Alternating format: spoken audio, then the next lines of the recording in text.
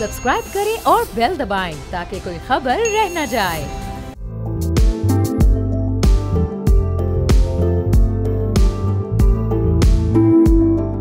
अस्सलाम वालेकुम, मैं अरबाब जहांगीर, आप देख रहे हैं प्रोग्राम बेवपार। अद्वियात की कीमतों में फरवरी 2024 से अब तक औसतन तकरीबन 32% से ज़ायद का इजाफा हो चुका है और ज़ाहिर है ये इजाफा एक आम आदमी को इस वक्त बर्दाश्त करना पड़ रहा है। ये इजाफा निगरान हुकूमत की डी रेगुलेशन पॉलिसी के बाद सामने आया, जिसके तहत जान बचाने वाली अद्वियात के अलावा दवाओं की कीमतों पर कंट्रोल ख़त्म कर दिया गया था। इससे हुकूमत का मकसद कंपटीशन को बढ़ाना और कीमतों को कम करना था, मगर उल्टा कीमतें दुगनी हो चुकी हैं, बल्कि कुछ अद्वियात की शायद इससे भी ज़्यादा बढ़ चुकी हैं। कई अद्वियात की कीमतें 50 से 100% तक बढ़ी हैं।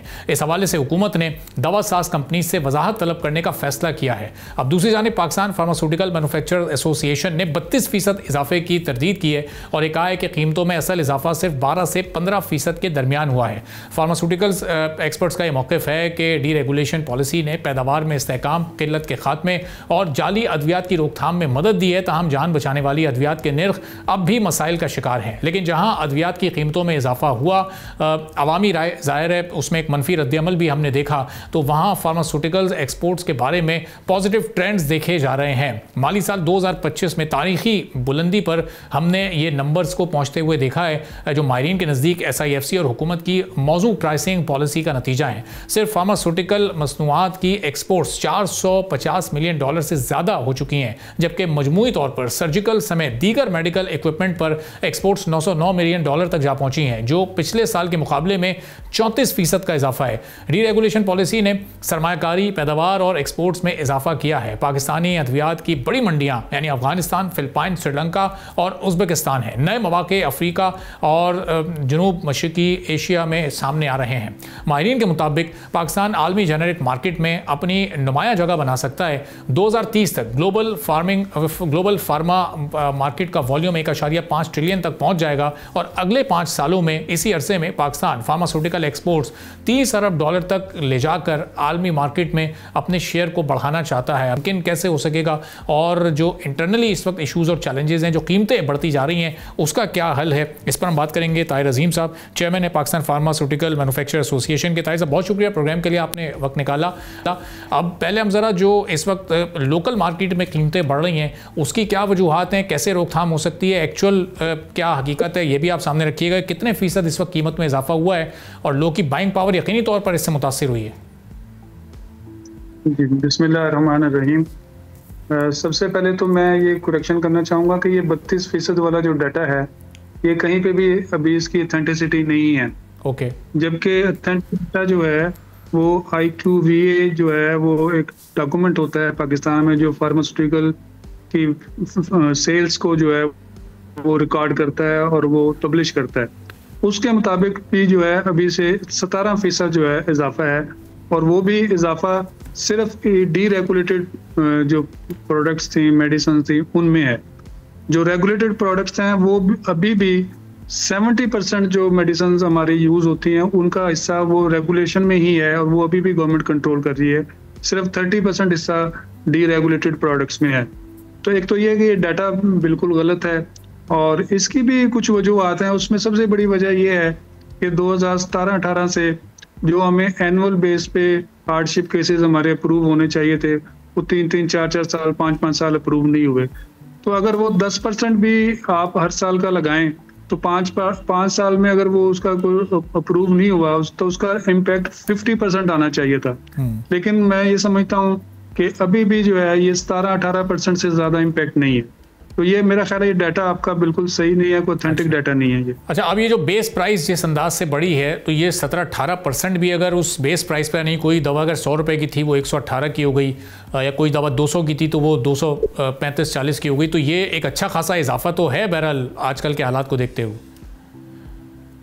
जी, ये तो आपको पूरी मईशत को देखना पड़ेगा, पूरे मुल्क की तमाम मामला को देखना पड़ेगा, कौन सा सेक्टर है जिसमें इजाफा नहीं हुआ। आप सिर्फ मेडिसिन की बात करते हैं, आप दूध की, घी की, चीनी की, आटे की, दाल की, इन चीज़ों की बात करें ना, तो आपको अंदाज़ा होगा कि मेडिसिन में इजाफा उतना नहीं है, या उसके बराबर ही है जो मुल्क में बाकी महंगाई हो रही है उसी हिसाब से है। तो कोई एक्स्ट्रा ऑर्डिनरी इजाफा नहीं हो रहा मेडिसिन में। हर साल आपको पता है तनख्वाहें बढ़ानी पड़ती हैं, बिजली के बिल बढ़ते हैं, हर साल आपको अखराजात करने पड़ते हैं, तो उसमें उसका इम्पैक्ट तो हर साल आएगा। तो वो अगर हर साल देते रहते, गवर्नमेंट हमें देती रहती, तो एकदम ये आपको 18-20% ये ना महसूस होता, आपको ऐसे लगता कि 5-7% हर साल बढ़ रही हैं। तो वो कम्युलेटिव इफेक्ट की वजह से आपको लग रहा है जैसे बहुत ज़्यादा इजाफा हो गया। अच्छा, तो एक तरफ जो एक्सपोर्ट्स इस वक्त हम देख रहे हैं कि उसमें भी बड़ा खातिर ख्वाह इजाफा हो रहा है, और बहुत अच्छी बात भी है कि चलें मुल्क में ज़र मुबादला भी आएगा, डॉलर्स भी आएंगे, पाकिस्तान को इस वक्त ज़रूरत भी है। फार्मा सेक्टर एक बड़ा इस्टेब्लिश सेक्टर एक्सपोर्ट के मामले में बन चुका है। तो ये जो लोकल प्राइसेस इस वक्त बढ़ रही हैं उनको बैलेंस नहीं किया जा सकता जो एक्सपोर्ट से इस वक्त पाकिस्तान को फ़ायदा हो रहा है फार्मा सेक्टर में? देखिए, लोकल प्राइसेस में जो है वो ये उनका एक पहला क्वेश्चन होता है कि जी आप हमें जिस रेट पे दे रहे हैं या कोट कर रहे हैं, तो आप उस अपने मुल्क में तो उससे बहुत सस्ती बेच रहे हैं। तो ये जो प्राइस इंक्रीज है या नॉर्मलाइजेशन है प्राइस की, वो उसका फायदा एक्सपोर्ट में भी है। आपको ये बताना पड़ता है वहाँ बाहर के कंट्रीज को कि हम अपने मुल्क में इस प्राइस पे बेच रहे हैं और आपको इस प्राइस पर दे रहे हैं। तो ऐसा नहीं हो सकता कि हम यहाँ वो आधी प्राइस पे बेच रहे हों और वो बाहर उनको हम डबल या ट्रिपल प्राइस पर दें। तो ये एक बैलेंस आउट हमें करना होता है, और वो उसकी वजह से भी, डीरेगुलेशन की वजह से भी आपकी एक्सपोर्ट बढ़ी है। और ये पिछले 1 साल में जो है ना, 1.5 साल में काफ़ी तकरीबन 34% का जो इजाफा है, उसमें इसका रोल भी है डीरेगुलेशन का। सही। और अभी ताहिर साहब, ये जो हेल्थ मिनिस्टर बात कर रहे हैं कि अगले 4-5 सालों में ये सिर्फ फार्मास्यूटिकल एक्सपोर्ट को 30 अरब डॉलर तक ले जाने की, ये बड़ा एक एम्बिशियस नंबर है या वाकई फार्मास्यूटिकल कंपनीज ने अपना कोई होमवर्क किया हुआ है? एकदम से ये 400-500 मिलियन डॉलर से या 1 अरब डॉलर से इतना बड़ा जंप आप 4-5 साल में कैसे कर सकेंगे? इसकी कोई तैयारी वगैरह हुई है या बस वो एक जज्बाती तकरीर में कह गए उस नंबर को? नहीं, देखें, वो तो ख्वाहिश उनकी गवर्नमेंट की है, मिनिस्टर साहब की है, और उसकी उन्होंने कुछ अपनी तौर पे वर्किंग भी कर रहे हैं, कुछ बेसिस भी बनाई हुई हैं, लेकिन उसमें बहुत ज़्यादा सपोर्ट चाहिए होगी इंडस्ट्री को। अभी मेरा नहीं ख्याल कि हमारी इंडस्ट्री जो है ना वो इस लेवल पर है कि वो एकदम 1 अरब डॉलर से जो है ना वो 30 अरब डॉलर पर चली जाए, लेकिन स्टेप बाय स्टेप जो है ना ये हो सकते हैं, पॉसिबल है। बल्कि मैं आपको बताऊं कि गवर्नमेंट के हलकों से हमारी जो मुलाकातें हुई हैं, तो उन सब में ये इत्तेफाक पाया जाता है कि पाकिस्तान में एक्सपोर्ट पोटेंशियल जो है वो सिर्फ 2 चीज़ों में है इस वक्त, एक आईटी में है और एक फार्मा एक्सपोर्ट में। बाकी सब जो शोबे हैं वो इससे नीचे आते हैं। तो इसमें पोटेंशियल तो बहुत है, लेकिन जाहिर बात है वो एकदम जंप जो है ना जी 1 अरब से आप जो है 30 अरब पे जाएं, तो उसमें टाइम तो लगेगा। तो अब ताहिर साहब, ये आईटी की जो आपने मिसाल दी, आईटी को हम देख रहे हैं पिछले 2-3 सालों से हर महीने उसकी एक्सपोर्ट्स में इजाफा होता जा रहा है। तो अब ये उसी तरह अगर ये जो फार्मा सेक्टर है, फार्मास्यूटिकल सेक्टर है, इसमें तो हम कोई उस तनासुब से नहीं एक जंप देख रहे हैं, पेस देख रहे हैं। इसका मैक्सिमम पोटेंशियल इस वक्त कितना है? 30 अरब डॉलर नहीं तो अगले 4-5 सालों में 3-4 अरब डॉलर तक ये जा सकती हैं एक्सपोर्ट्स? जी, डेफिनेटली। हमारा जो मेरा अपना ख्याल है कि इसमें अगले 2-3 साल में हम 5 अरब डॉलर तक इसको ले जा सकते हैं आसानी से। और ये इंक्रीज तो हो रही है, इसमें तो कोई शक नहीं है कि एक्सपोर्ट इंक्रीज हो रही है। और वो अभी आपने भी बताया और मैं भी आपको बता रहा हूँ कि पिछले 1 साल के अंदर ये 34% इंक्रीज हुई है। तो ये अच्छी ग्रोथ है जो कि पहले नहीं हो रही थी। सही। और इसमें हुकूमती एंड से जो सपोर्ट आपको चाहिए, जो प्राइवेट सेक्टर का इसमें रोल है, दोनों पैरेलल अंदाज में बेहतर तरीके से इस वक्त चल रहे हैं या अभी भी कुछ इश्यूज हैं, कुछ ऐसे मामलात हैं जो सॉर्ट आउट होने हैं? नहीं, कोई मतलब ऐसे कोई इश्यूज नहीं है जिसकी वजह से एक्सपोर्ट रुकी हुई है। लेकिन एक देखें, मैं आपको बताऊं कि हमारी जितनी एक्सपोर्ट है उसका तकरीबन 30% हम अफगानिस्तान को एक्सपोर्ट कर रहे थे। लेकिन अब ये जो हालात हैं बॉर्डर्स पर, आपको इल्म ही है, तो उसकी वजह से सारे जो मेडिसिन हैं वो पिछले एक माह से वहाँ स्टक हुई हैं बॉर्डर्स पे, वो रुके हुए हैं कंटेनर। तो इसका तो नेगेटिव इम्पैक्ट आएगा ना, मतलब एक्सपोर्ट बढ़ने की बजाय कम हो जाएगी। एक्सपोर्ट तो वो सारी बॉर्डर्स पे कंटेनर्स के अंदर पड़ी हुई हैं मेडिसिन, वो खराब होने का खतरा भी है। तो ये ऐसे फैक्टर्स होते हैं जिनको आप फोर्स ही नहीं कर सकते।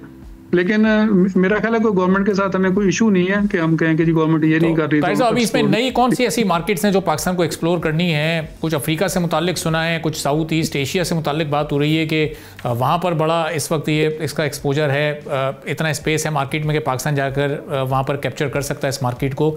तो इससे कितना इजाफा हो जाएगा हमारी एक्सपोर्ट्स में और हमारे नंबर्स में?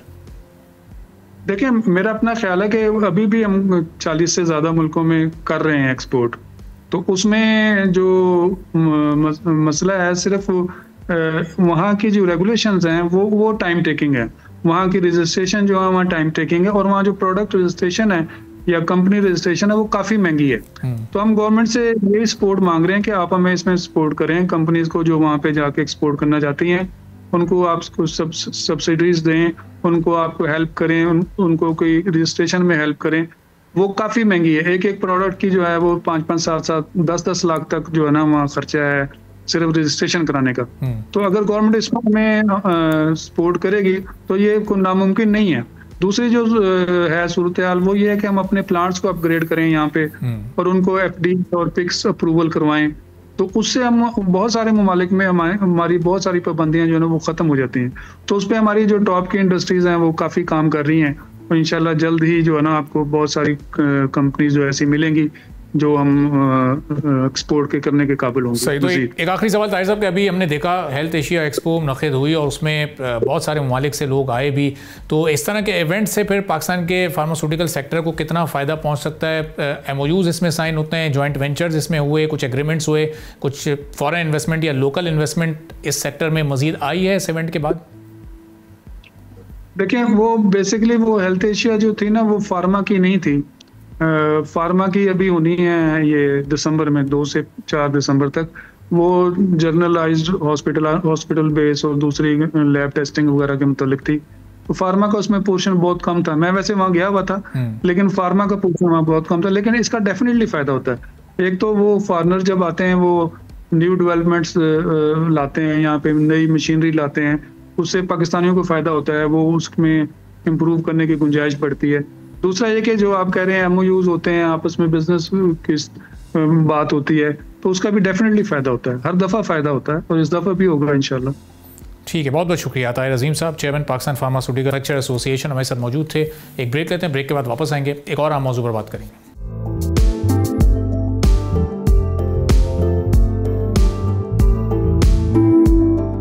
एक बार फिर आपको प्रोग्राम में खुशामदीद कहेंगे। पाकिस्तान स्टॉक एक्सचेंज में आज एक डाउनवर्ड ट्रेंड देखने में आया। मार्केट में हमने मंदी देखी जिसके बायस KSE 100 इंडेक्स 3667 पॉइंट्स गिरकर 1,57,870 पॉइंट्स पर बंद हुआ।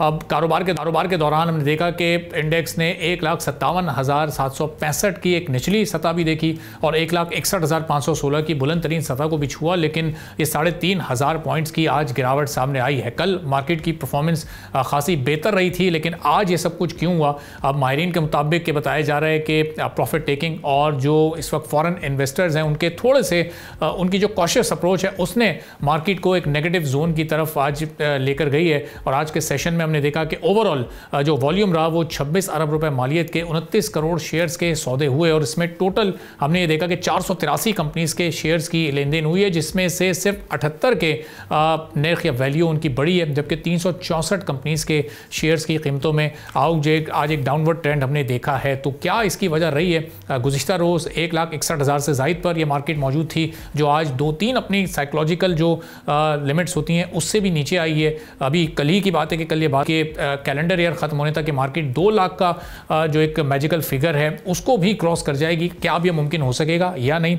ये सिर्फ एक रूटीन की करेक्शन थी या वाकई आने वाले दिनों में कोई तशवीश इस वक्त इन्वेस्टर्स के दिमाग में मौजूद है? हम बात करेंगे एहसन मेहनती साहब, MD एंड CEO हैं आरिफ हबीब कमोडिटीज़ के, हमारे साथ मौजूद हैं। बहुत शुक्रिया आरिफ साहब, एहसन साहब, प्रोग्राम के लिए आपने वक्त निकाला। अब ये आज जो सूरत हाल पैदा हुई है ये सिर्फ एक दिन की या 1-2 दिन की ये करेक्शन है या फिर मार्केट में कुछ तशवीश मौजूद है इस वक्त इन्वेस्टमेंट को लेकर? देखिए, ये सिक्योरिटी अनरेस्ट हुआ है पाकिस्तान में, जो सीरीज ऑफ ब्लास्ट देखे गए हैं। आई थिंक उससे पहले जो हमने देखा कि इंडिया के अंदर भी ये एक्टिविटी हुई, आई थिंक कि उसी वक्त एक मोमेंटम जो है वो सिक्योरिटी अनरेस्ट का आ गया, जो मार्केट को इम्पैक्ट इस वक्त सेंटिमेंट को कर रहा है। अगर आप देखें तो अर्निंग सीजन इस वक्त जो है वो मार्केट के अंदर ख़त्म हो गया है। आगे आने वाले वक्तों में IMF की ट्रांच जो है वो मिलनी है और आई थिंक कि वो एक मेजर ट्रिगर हो सकता है। 27th अमेंडमेंट जो है उसका अप्रूवल जो हम नेशनल असेंबली से देखेंगे होपफुली, आई थिंक वो भी एक अच्छा ट्रिगर हो सकता है। बट जो कि सिक्योरिटी अनरेस्ट है दोनों मुल्क के देखें, पाकिस्तान इंडिया दोनों के अंदर जो है ये हम इस वक्त तशवीश पाई जा रही है कि ये इसका क्या जो है इम्प्लीकेशंस होंगे सिक्योरिटी इंटरेस्ट के, सिक्योरिटी अनरेस्ट जो ये ब्लास्ट हो रहे हैं सीरीज ऑफ से हम इसको टैकल करेंगे। आई थिंक वो एक मेजर रीजन है जिसकी वजह से आज प्रॉफिट टेकिंग मार्केट में देखी गई। सही, लेकिन ऐसा हमने देखा कि पिछले भी तकरीबन 10 से 15 दिनों में कोई 8-9 दिन ऐसे रहे जब मार्केट का एक डाउनवर्ड ट्रेंड था और रोज़ाना की बुनियाद पर कुछ पॉइंट्स मार्केट नीचे जा रही थी, लूज़ कर रही थी। तो ये एकदम ये कोई बबल था जो 160s में 170 के करीब करीब मार्केट पहुंची और उसके बाद फिर ये प्रोसेस अब एक रिवर्स प्रोसेस की सूरत में नीचे आ रहा है इंडेक्स? जी बिल्कुल, ये एक तसलसल था। आपने देखा कि जब एसबीपी की जो पॉलिसी अनाउंसमेंट आई जिसके अंदर स्टेटस को जो है एसबीपी की पॉलिसी रही निस्बत इसके कि हमारे रियल इंटरेस्ट रेट्स काफ़ी ज़्यादा जो है वो पॉजिटिव है, यानी कि हम देखें तो तकरीबन 5.8% पॉजिटिव है। जो डिस्काउंट रेट हमारा वो 11% है, हम इन्फ्लेशन जो है 6.2 का फिगर आया। तो आई थिंक एक्सपेक्टेशन थी कि पॉलिसी रेट के अंदर कटौती होती, बट वो हमने देखा कि स्टेट बैंक जो है उसने पॉलिसी रेट को मुस्तहकम रखा। उसके बाद कुछ करेक्शन मार्केट में इस फेयर की बेसिस पर भी आना शुरू हो गई कि रुपी स्टेबिलिटी के लिए ये इंपॉर्टेंट है कि आने वाले वक्तों में इंटरेस्ट रेट्स को जो है वो स्टेबल या स्टेटस को पे रखा जाएगा। अनफॉर्चुनेटली इस वक्त हम देख रहे हैं कि जो पाक इंडिया जो ताल्लुकात हैं उसमें काफ़ी हलचल आई है। पिछले last 24 hours have been critical. जो हम देख रहे हैं कि इंडिया के साथ कुछ बयानात भी आ रहे हैं जिसके अंदर खदशात इस बात के हैं कि कुछ अगर कोई बॉर्डर लेवल पर अगर कोई एक्टिविटी होती है सिक्योरिटी अनरेस्ट की, आई थिंक उसका इम्पैक्ट आ सकता है। तो हमने देखा कि इनिशियली पॉलिसी रेट जो है थोड़ा स्ट्रिक्ट हुआ। IMF की ट्रांच आने वाले वक्तों में मिल रही है। होपफुल आई थिंक वो एक अच्छा सपोर्ट मार्केट को मिल सकता है और हमने देखा कि मार्केट के अंदर वक्त के साथ जो है कुछ इंस्टीट्यूशन सपोर्ट भी इस बेसिस पे देखा गया कि आने वाले दिनों में जो है इकोनॉमिक डेटा कुछ इंप्रूव होगा। तो ऐसे तो हमने देखा पिछले 5-6 महीनों से तो ये इंटरेस्ट रेट स्टैटिक ही है और इसके साथ ही मार्केट बड़ा बेहतर परफॉर्म कर रही थी। 160 की लिमिट भी इसके साथ ही इसी स्टैटिक रेट के साथ क्रॉस हुई। लेकिन ये कोई एक खबर ऐसी आती है लॉ एंड ऑर्डर की या कोई पॉलिटिकल एक्टिविटी ऐसी होती है तो उसका इतना ज़्यादा इम्पैक्ट मार्केट पर क्यों होता है कि 3500 पॉइंट्स इससे पहले हमने कुछ अर्से पहले देखा था इतने ही वॉल्यूम के पॉइंट्स एक साथ उनमें कमी हुई थी। आज ये फिर वही एपिसोड रिपीट हुआ है। तो ये एकदम से सरमायाकारों का एतमाद क्यों इतना मुतासिर हो जाता है? देखिए, ये काफ़ी पॉजिटिविटी कल मार्केट में देखी गई थी और उसकी वजह यही थी कि वी वर एक्सपेक्टिंग कि 27 अमेंडमेंट का जो कॉन्स्टिट्यूशनल बिल है आई थिंक वो पास होने लगा है नेशनल असेंबली से। मोस्ट प्रॉब्ली इसमें नंबर्स भी जो है स्पेकुलेशन हो रही थी कि ये नंबर्स पूरे हैं और आई थिंक ये रिजॉल्व होते हुए पॉलिटिकल पैचअप हमें होते हुए नजर आ रहा है। स्पेकुलेशन की बेसिस पे कल बाजार में काफ़ी ज़्यादा तेजी भी है, बट चूंकि जिस तरह से सिक्योरिटी अनरेस्ट और जिस तरह से तसलसल से जो ब्लास्ट देखे गए इस्लामाबाद के अंदर, आई थिंक उस चीज़ को लेते हुए दोनों तरफ लाइक पाकिस्तान के अंदर भी और इंडिया के अंदर खदशात पाए जाते हैं कि ये क्या बेसिस है इस जो इस वक्त हम देख रहे हैं कि जो ये ब्लास्ट हो रहे हैं और ये जो है सिक्योरिटी अनरेस्ट है, आई थिंक इसका क्या फ्यूचर होगा। आई थिंक इसको लेके इन्वेस्टर काफ़ी ज़्यादा प्रेशर में है और फिर मिड सीजन के अंदर काफ़ी ज़्यादा जो है सेशन में काफ़ी ज़्यादा जो है प्रेशर देखा गया। और एज जो इंटरनेशनल इन्वेस्टर्स की जानिब से या जो इंटरनेशनल रेटिंग एजेंसीज़ हैं उन्होंने बड़ी अच्छी रेटिंग्स पिछले कुछ दिनों में पाकिस्तान को दी हैं। OICCI का पाकिस्तान पर बड़ा एक एतमाद है। ये सारी चीज़ें देखते हुए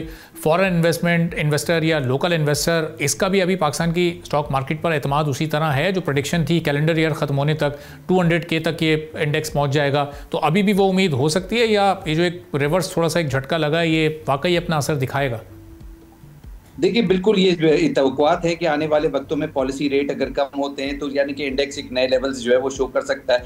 बट टू अनफॉर्चुनेट कि इस वक्त हम जो पॉलिसी है वो हमारे IMF जो कि लेंडर है हमारा उसकी तरफ से स्ट्रिक्ट पॉलिसी है फिस्कल साइड पर भी और मॉनेटरी साइड पर भी जो है उनकी इंडिकेशन यही है कि पॉलिसी को आप स्ट्रिक्ट रखें ताकि इन्फ्लेशन किसी भी सूरत में न आए। ऐसी सूरत के अंदर हमने इंटरेस्ट रेट को बरकरार रखा और जिसके बाद जो प्रेशर मार्केट के अंदर आया और फिर आई थिंक एक नई तवक्कुआत ये थी कि कुछ पॉलिटिकल पैचअप हो जाता 27 अमेंडमेंट को लेके। आई थिंक ये एक अच्छा ट्रिगर जो है आने वाले वक्तों में जो है वो साबित हो सकता है। ईयर एंड के रिजल्ट्स आएंगे। आई थिंक इस वक्त अर्निंग सीजन जो है वो चूंकि क्लोज हुआ तो कुछ फॉरेन डाइवेस्टमेंट भी जो है वो देखी गई। आने वाले वक्तों में प्राइवेटाइजेशन के फ्रंट पे भी काफी ज्यादा डेवलपमेंट जो है एक्सपेक्टेड है। आई थिंक सर्कुलर डेट जो रिजॉल्व होगा आई थिंक वो भी एक मेजर ट्रिगर जो है पाकिस्तान मार्केट के लिए साबित हो सकता है। तो बहुत सारी जो न्यूज़ है वो इन दी ऑफिंग है, जिस तरह से प्राइवेटाइजेशन, सर्कुलर डेट, IMF की ट्रांच, आई थिंक ये मार्केट को सपोर्ट कर सकती है। सही। और एक आखिरी सवाल एहसन साहब के जो इन्वेस्टमेंट वॉल्यूम है मार्केट का वो इस 1-2 दिन की करेक्शन से तो कोई खास मुतासर नहीं होता, उसमें तो कोई बड़ी कमी वाकई नहीं होती?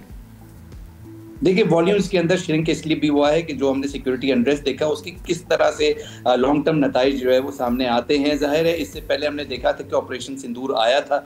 आई थिंक कि कुछ ऐसे भी खदशात हैं कि ये सिंदूर जो है ये कहीं कैरी ओवर नहीं हो जाए। तो आई थिंक कि जब तक ये सिक्योरिटी अनरेस्ट रहेगा तो इसके खदशात रहेंगे और इसमें स्पेकुलेशन भी रहेगा, तो मार्केट में प्रेशर अपेरेंटली नजर आता है। बट चूंकि अच्छी न्यूज़ आने वाले वक्तों में हमें नजर आएगी, जिस तरह से कॉन्स्टिट्यूशनल अमेंडमेंट का पास होना, आई थिंक कि मोस्ट प्रॉब्ली IMF की ट्रांच आना, आई थिंक ये भी एक बहुत मेजर जो है सपोर्ट मार्केट के लिए साबित होगा। ठीक है, बहुत बहुत शुक्रिया हसन मेहंदी साहब, MD एंड CEO कमोडिटीज हमारे साथ मौजूद थे। गुफ्तगू आपने सुनी। एक ब्रेक लेते हैं, ब्रेक के बाद वापस आएंगे, एक और अहम मौजू पर बात करेंगे।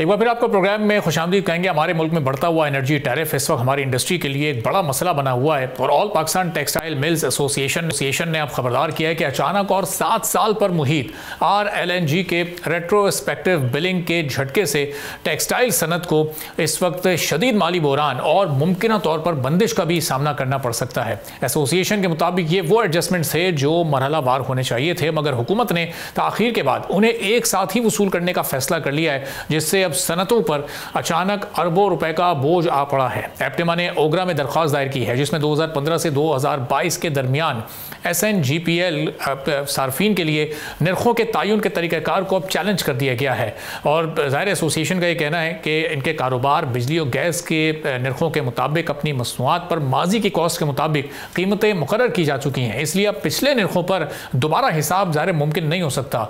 इस रवा बरसों में गैस के निर्ख 1100 रुपये से बढ़कर 4291 रुपये फी MMBTU तक जा चुके हैं, जिसने पैदावारी लागत को नाकाबिले बर्दाश्त बना दिया है। फिर साथ ही साथ SNGPL की माली रिपोर्ट ने एक मुतजाद रुझान भी जाहिर किया है। कंपनी की गैस सप्लाई में 21% कमी के बावजूद मुनाफा दुगना हो गया है, जबकि अखराजात में 43% इजाफा भी देखना में आया है। अब इससे जाहिर होता है कि मुनाफा कारकर्दगी से नहीं बल्कि रेट बढ़ाने और रेगुलेटरी से हासिल शुदा मुख्तलिफ इजाज़त या दूसरे लफ्ज़ों में दी गई आसानियों के बाद हासिल हुआ है। माहिरीन के मुताबिक निर्खों के हवाले से इंतजामी फैसले न सिर्फ सनती मुसाबकत और मुकाबले के रुझान को नुकसान पहुंचा रहे हैं, बल्कि शफाफियत और एहतसाब के बगैर यह रवैया तवानाई के शोबे की पायदारी के लिए भी खतरनाक हो सकता है। अब आगे ये सूरत कितनी चैलेंजिंग है, इस पर हम बात करेंगे कामरान रशद साहब से, जो चेयरमैन है एप्टिमा के, हमारे साथ मौजूद हैं। कामरान साहब, बहुत शुक्रिया प्रोग्राम के लिए, आपने वक्त निकाला। पहले हम देखते थे कि हमारी इंडस्ट्री बिजली के बढ़ते हुए निर्खों से परेशान थी, अब ये गैस के एक तो निर्ख और फिर ये जो एडजस्टमेंट्स मरहलावार होनी थी वो एक साथ ही इंडस्ट्री पर आ पड़ी है।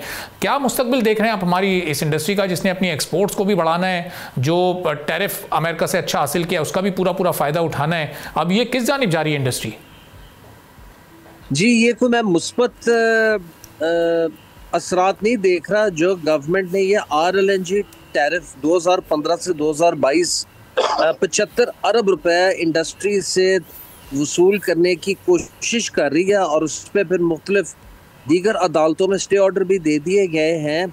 और वो हम ये समझ रहे हैं एक सरासर ज्यादती है कि रेगुलेटर 10 साल बाद उसे ख्याल आया कि 10 साल पहले एक सारिफ ने जो रोटी खाई थी या एक उसका जो बिल आया था उसका कुछ अमाउंट वाजिबुल अदायगी के लिए रह गया था। 10 साल बाद उन्हें इस चीज़ का ख्याल आया। कानून भी इस चीज़ की इजाज़त नहीं देता कि कोई प्रोविजनल प्राइसिंग 1 साल के बाद आप डिटर्मिन करें। नेपरा किसी वजह से QTA, FPA, fuel adjustment surcharge ये हर क्वार्टर मई जून का एडजस्ट करके या डिटर्मिन करके सितंबर अक्टूबर के बिलों में सार्फिन से चार्ज करता है।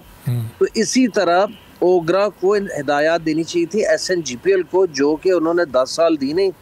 10 साल बाद रेगुलेटर को ख्याल आया। तो बहुत सारी ऐसी सनतें हैं जो 10 साल पहले किसी और के पास थी, अब किसी और सेकंड या थर्ड हैंड्स में ये बहुत सारी सनतें बंद होगी, तो आप किसको चार्ज करेंगे? तो ये एक सरासर ज्यादती और रेगुलेटर का अपना कसूर है और इस पे इंडस्ट्री ने काफ़ी शोर मचाया है। एप्टिमा अकेली ऐसी ट्रेड बॉडी है जो उधर टैरिफ क्लीनर बनी और with logic and with facts and figures OGRA की हियरिंग जो 6 तारीख को लाहौर में हुई थी।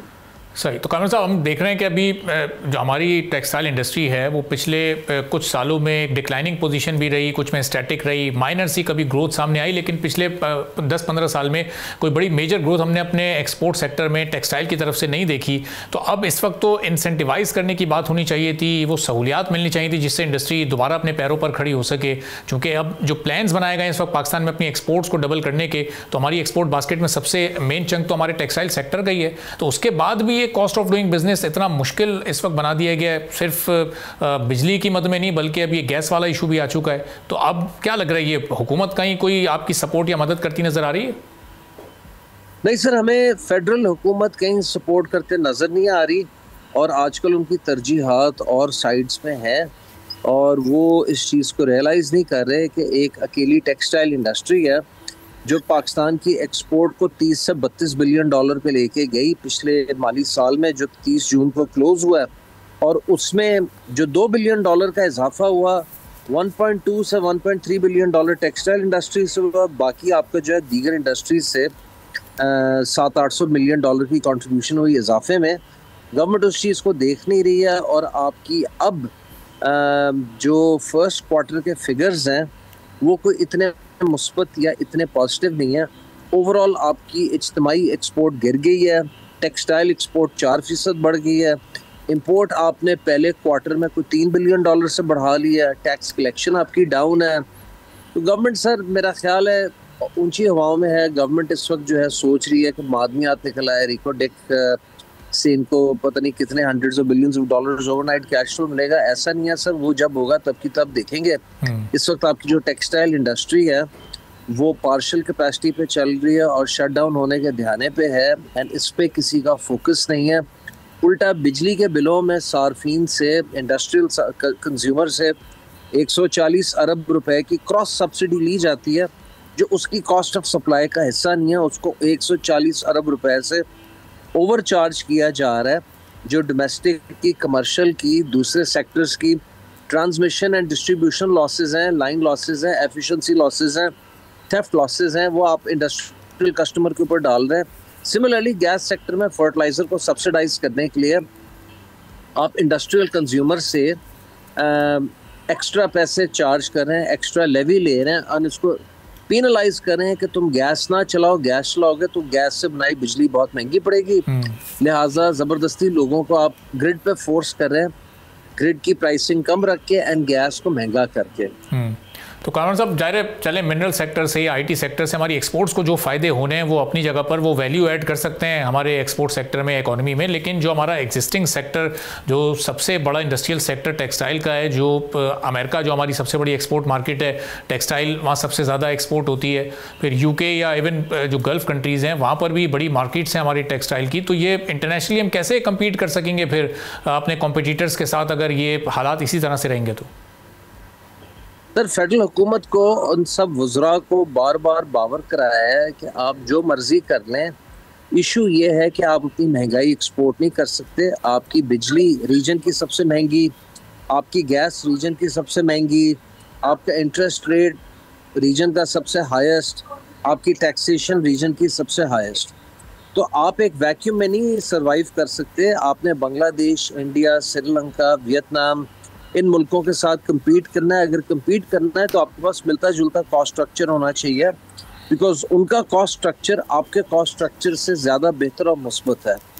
तो हम खुद अपनी सनत को तबाही के ध्यान पे आहिस्ता आहिस्ता लेके जा रहे हैं, और हम अपनी इंपोर्ट बढ़ाते जा रहे हैं, और पाकिस्तान को एक प्रोडक्शन और मैन्युफैक्चरिंग ओरिएंटेड हब की जगह इसको एक consumerism and import based hub पे लेके जा रहे हैं। तो वो सिचुएशन हम ज़्यादा देर एज अ कंट्री इकोनॉमिकली नहीं सस्टेन कर सकते। तो कामरान साहब, ये 17-18 अरब डॉलर अगर हमारी अभी रिसेंट एक्सपोर्ट है टेक्सटाइल की पर ईयर, तो ये इसको तो हमें 25+ पर लेकर जाने के प्लान थे। उड़ान पाकिस्तान जब लॉन्च हुआ तो ऐसा लग रहा था अगले 5 साल में जब इकॉनमी, जब हमें अपनी एक्सपोर्ट्स को डबल करना है तो उसमें सबसे अहम कंपोनेंट हमारा टेक्सटाइल सेक्टर ही होगा। लेकिन ये इस पूरे साल के बाद, जो कैलेंडर ईयर की मैं बात कर रहा हूँ, इसके बाद ये इन 10 महीनों के बाद ऐसा लग नहीं रहा कि हुकूमत का कोई फोकस है इस एग्जिस्टिंग सेक्टर पर। सर हुकूमत IMF की शिकंजों में है।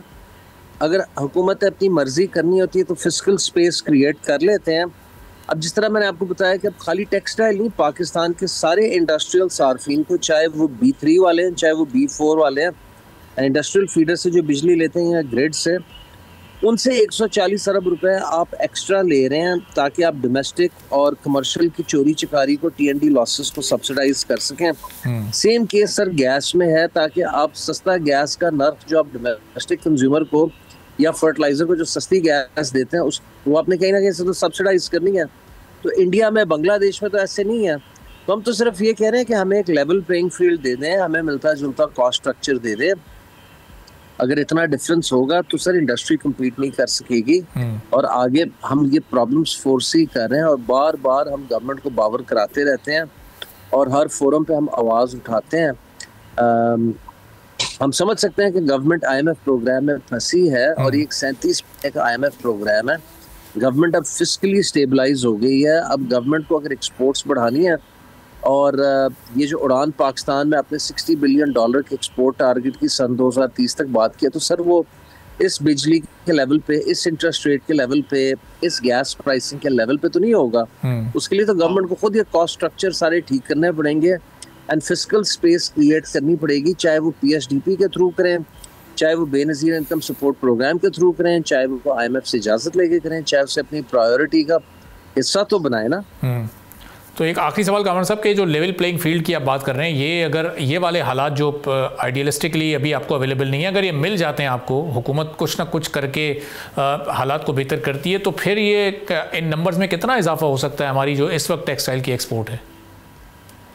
देखिए, मैं आपको कॉन्फिडेंटली कह सकता हूँ कि ये जो आपकी टेक्सटाइल एक्सपोर्ट पिछले साल के $32 बिलियन में से 17.8 to 18 बिलियन पे गई थी ना, ये 2 सालों के अंदर अंदर 25 से 30 बिलियन पे जा सकती है। यानी कि 18 से अगर आप 25 पे जाएंगे 2 सालों के अंदर, तो ये $7 बिलियन का इजाफा आपके अपने घर में पड़ा है। उसके लिए सनत भी लगी हुई है, उसके लिए पूरा इंफ्रास्ट्रक्चर मौजूद है, उसके लिए पूरी वैल्यू चेन भी मौजूद है।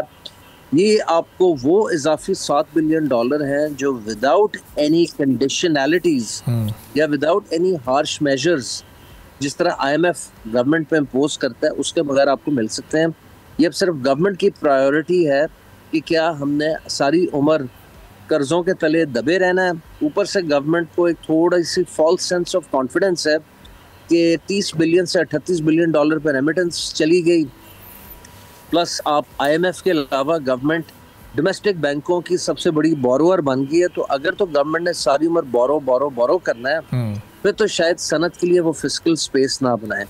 लेकिन सर ये Catch-22 सिचुएशन है। मुल्क जो तरक्की करते हैं वो अपनी सनत, अपनी तिजारत, अपनी कॉमर्स और अपनी एक्सपोर्ट के सर पे करते हैं। जैसे बांग्लादेश की एग्जांपल है, जैसे और तरक्की याफ्ता मुल्कों की एग्जांपल है, जैसे चाइना, जैसे वियतनाम, वो इम्पोर्ट के सर पे या डेट फाइनेंसिंग के सर पे कोई किसी मुल्क ने आज तक तरक्की नहीं की है। ठीक है, बहुत बहुत शुक्रिया कामरान अरशद साहब, चेयरमैन एपनाद मौजूद थे, गुफ्तगू आपने सुनी। इसी के साथ नाज़रीन आज के प्रोग्राम से इजाज़त दीजिए। अल्लाह हाफ़िज़।